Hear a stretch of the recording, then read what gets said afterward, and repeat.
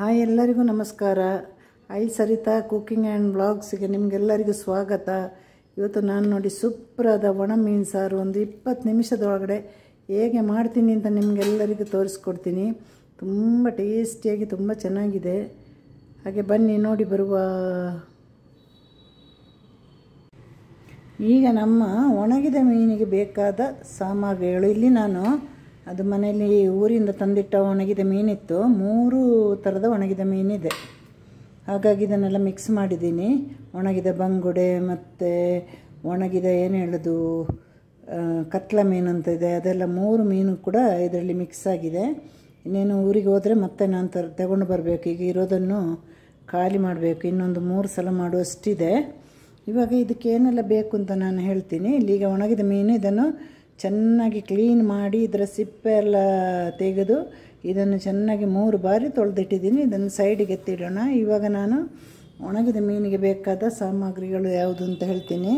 ಇಲ್ಲಿ ನಾನು ನೋಡಿ ಒಂದು 3/4 ಕಪ್, ದೊಡ್ಡ ಕಪ್ಪಲ್ಲಿ 3/4 ಕಪ್ ತೆಂಗಿನಕಾಯಿ ತುರಿ ತಗೊಂಡಿದ್ದೇನೆ. ಹಾಗೆ 4 ಬ್ಯಾಡಗಿ ಮೆಣಸು, 4 ಗುಂಟೂರು ಮೆಣಸು ತಗೊಂಡಿದ್ದೇನೆ. ಇದೆಲ್ಲ ರುಬ್ಬುವಾಗ ಹಾಕಲಿಕ್ಕೆ. ಆಮೇಲೆ 1/4 ಸ್ಪೂನು ಧನಿಯಾ ಬೀಜ. ನಾನು ಇಷ್ಟು ಹುಣಸೆಹಣ್ಣು ತಗೊಂಡಿದ್ದೇನೆ, ಯಾಕೆಂದರೆ ನಾನು ಹಸಿ ಮಾವಿನಕಾಯಿ ಹಾಕ್ತಾಯಿದ್ದೇನೆ. ಒಣಗಿದ ಮೀನಿಗೆ ಹಸಿ ಮಾವಿನಕಾಯಿ ಇದೆಯಲ್ಲ ಬಹಳ ಸೂಪರ್. ಹಾಗೆ ನಾನು ನೋಡಿ ಇದು ಸಾರಿಗೆ ರುಬ್ಬುವಾಗ ನಾವು ಹಾಕೋದಿಲ್ಲ. ಕೆಲವು ಥರ ಮಾಡ್ತಾರೆ. ನಾವು ಇದನ್ನು ರುಬ್ಬುವಾಗ ಹಾಕೋದಿಲ್ಲ. ಇದು ಬಂದು ಮೀನು ಮತ್ತು ಮಸಾಲೆ ಕುದಿಯುವಾಗ ಇದನ್ನು ಹಾಕೋದು.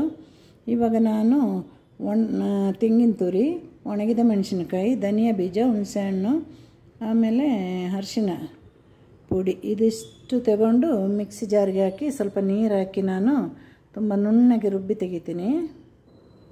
ಈಗ ನಾನು ಎಲ್ಲ ಮಸಾಲೆಯನ್ನು ಮಿಕ್ಸಿ ಜಾರಿಗೆ ಹಾಕ್ಕೊಂಡಿದ್ದೇನೆ. ನಿಮಗೆ ಬೇಕಂದರೆ ಸ್ವಲ್ಪ 1-2 ಪೀಸ್ ಈರುಳ್ಳಿ ಹಾಕ್ಬೋದು. ಆಮೇಲೆ 1/4 ಸ್ಪೂನು ಮೆಂತ್ಯ ಹುರಿದು ಹಾಕ್ಬೋದು. 1/4 ಸ್ಪೂನು ಏನು ಹೇಳೋದು ಪೆಪ್ಪರ್ ಇದೆ ಅಲ್ವ, ಅದಕ್ಕೆ ಕಾಳು ಮೆಣಸು ಅಂತೀವಿ, ಅದನ್ನು ಕೂಡ ನೀವು ಹುರಿದು ಹಾಕ್ಬೋದು. ನಾನು ಹಾಗೂ ಮಾಡ್ತೀನಿ. ಸಾಮಾನ್ಯವಾಗಿ ನಾನು ಮಾಡೋದು ಹೀಗೆ, ನನಗೆ ಇದು ಇಷ್ಟ. ಹಾಗೂ ಮಾಡ್ತೀನಿ ಒಂದೊಂದು ಸಲ, ಅದನ್ನು ಕೂಡ ಚೆನ್ನಾಗಿರುತ್ತೆ. ಮ್ಯಾಂಗ್ಳೂರು ಸೈಡೆಲ್ಲ ಜೀರಿಗೆಲ್ಲ ಹಾಕ್ತಾರೆ, ನಾವು ಜೀರಿಗೆಲ್ಲ ಹಾಕೋದಿಲ್ಲ ಇದಕ್ಕೆ. ಇದನ್ನು ಇವಾಗ ರುಬ್ಬಿ ತರ್ತೀನಿ ನಾನು. ನೀರು ಹಾಕ್ಕೊಂಡು ರುಬ್ಬಬೇಕು. ಎಲ್ಲದಕ್ಕೂ ನೀರು ಹಾಕಬೇಕು ಅಂತ ಗೊತ್ತಲ್ವ ಎಲ್ಲರಿಗೂ. ನೋಡಿ ಇವಾಗ ಒಣಗಿದ ಮೀನಿಗೆ ಮಸಾಲೆ ನುಣ್ಣಗೆ ರುಬ್ಬಿದ್ದಾಯಿತು. ರುಬ್ಬುವಾಗ ಓಮಕಾಳು ಬೇಕಂದ್ರೂ ಹಾಕ್ಬೋದು. ಓಮಕಾಳು ಅಂತ ಹೇಳ್ತೀವಿ ನಾವು. ನಮ್ಮವ್ರ ಕಡೆ ಎಲ್ಲ ಬಾಣಂತಿಯರಿಗೆ ಸಾರು ಮಾಡಿ ಕೊಡುವಾಗ, ಒಣಗಿದ ಮೀನು ಸಾರು ಮಾಡಿಲ್ಲ ಕೊಡ್ತಾರೆ, ಆವಾಗ ಓಮಕಾಳು ಹಾಕ್ತಾರೆ. ಓಮಕಾಳು ಅಂತ ನನಗೆ ಸರಿಯಾಗಿ ಹೇಗೆ ಹೇಳೋದು ಗೊತ್ತಿಲ್ಲ. ನಾವು ಓಮಕಾಳು ಅಂತ ಹೇಳ್ತೀವಿ. ಇವಾಗ ನೋಡಿ ಇದನ್ನು ಹೇಗೆ ಮಾಡೋದು ಅಂತ ನಾನು ಹೇಳ್ಕೊಡ್ತೀನಿ. ಕೆಲವರು ಒಣಗಿದ ಮೀನು ತಂದು ಇಟ್ಟರೆ ವಾಸನೆ ಅಥವಾ ಸಾರು ಮಾಡಿದರೆ ವಾಸನೆ ಅಂತ ಹೇಳ್ತಾರೆ. ಅದು ತಂದು ಇಡುವ ರೀತಿಯಲ್ಲಿ ಇಡಬೇಕು. ನಾನು ಇನ್ನೊಂದು ಸಲ ತೋರಿಸ್ತೀನಿ. ಆಮೇಲೆ ಸಾರು ಮಾಡುವ ರೀತಿಯಲ್ಲಿ ಸಾರು ಮಾಡಿದರೆ ಅದು ವಾಸನೆ ಖಂಡಿತ ಬರಲ್ಲ ಒಣಗಿದ ಮೀನು. ಇದಕ್ಕೆ ಉಪ್ಪು ಲಾಸ್ಟಿಗೆ ಸೇರಿಸಬೇಕು. ಸಾರೆಲ್ಲ ಕುದಿದು ಎಲ್ಲ ನಾವು ಸ್ಟವ್ ಆಫ್ ಮಾಡೋ ಹೊತ್ತಿಗೆ ಉಪ್ಪು ಸೇರಿಸಬೇಕು. ಒಣ ಮೀನಲ್ಲಿ ಉಪ್ಪಿದೆ ಅಲ್ವಾ. ಇವಾಗ ನೋಡಿ ನಾನು ಮಣ್ಣಿನ ಪಾತ್ರೆ ತಗೊಂಡಿದ್ದೀನಿ. ಮಣ್ಣಿನ ಪಾತ್ರೆಯಲ್ಲೇ ಮಾಡಬೇಕು ಒಣ ಮೀನು. ಇದಕ್ಕೆ ನೋಡಿ ಹಿಂಡಿ ಫಸ್ಟ್ ಒಣ ಮೀನು ಹಾಕಬೇಕು. ಆಮೇಲೆ ಈರುಳ್ಳಿ ಹಾಕಿ, ಇನ್ನು ಮಾವಿನಕಾಯಿ ಕಟ್ ಮಾಡಿ ಇಟ್ಟಿದ್ದೀನಲ್ವ ಅದು ಕೊನೆಯಲ್ಲಿ ಹಾಕಬೇಕು.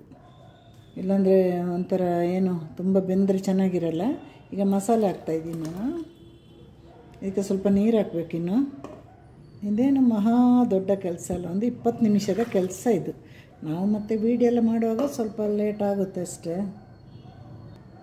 ಇವಾಗ ಇದನ್ನು ಕುದಿಲಿಕ್ಕೆ ಇಡ್ತೀನಿ. ಉಪ್ಪೆಲ್ಲ ಹಾಕಿಲ್ಲ, ಉಪ್ಪು ಹಾಕಿಲ್ಲ, ಹಸಿ ಮಾವಿನಕಾಯಿ ಕೂಡ ಹಾಕಿಲ್ಲ. ಈಗ ಸಾರು ಚೆನ್ನಾಗಿ ಕುದೀತಾ ಇದೆ. ಇದರಲ್ಲೇ ಒಣ ಮೀನು ಬೇಯಬೇಕು. ಹಾಗಾಗಿ ಒಂದು 5 ನಿಮಿಷದಿಂದ ಒಂದು 8 ನಿಮಿಷ ಕುದಿಲೇಬೇಕು. ಈಗ ನಾನು ಕಟ್ ಮಾಡಿದ ಮಾವಿನ ತುಂಡು ಹಾಕ್ತಾಯಿದ್ದೀನಿ. ಮಾವಿನಕಾಯಿ, ಹಸಿ ಮಾವಿನಕಾಯಿ ಅಂದರೆ ಹಸಿದಲ್ವ. ಈಗ ಇದೊಂದು ಸ್ವಲ್ಪ ಹೊತ್ತು ಬೇಯಬೇಕು.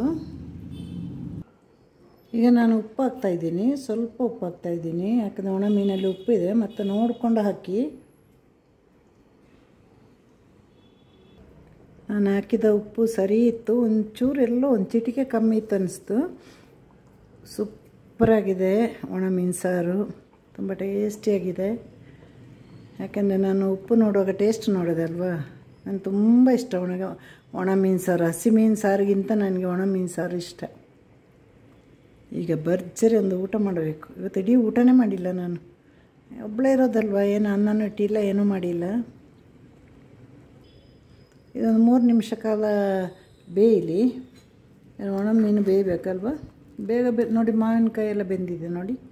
ಇನ್ನೊಂದು 3 ನಿಮಿಷ ಕುದೀಲಿ.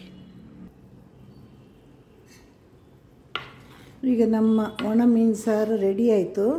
ಮೀನು ಬೆಂದಿದೆ, ಮಾವಿನಕಾಯಿ ಬೆಂದಿದೆ. ಇನ್ನು ಸ್ಟವ್ ಆಫ್ ಮಾಡಿ ಇಡುವ, ಯಾಕಂದರೆ ಇದು ಈ ಮಣ್ಣಿನ ಪಾತ್ರೆ ಇದೆ ಅಲ್ವಾ, ಇನ್ನೂ ಅದರಲ್ಲಿ ಬೇಯ್ತಾನೆ ಇರುತ್ತೆ. ಈಗ ಸರಿ ಸಮಯ. ಈಗ ಸ್ಟವ್ ಆಫ್ ಮಾಡ್ತೀನಿ ನಾನು.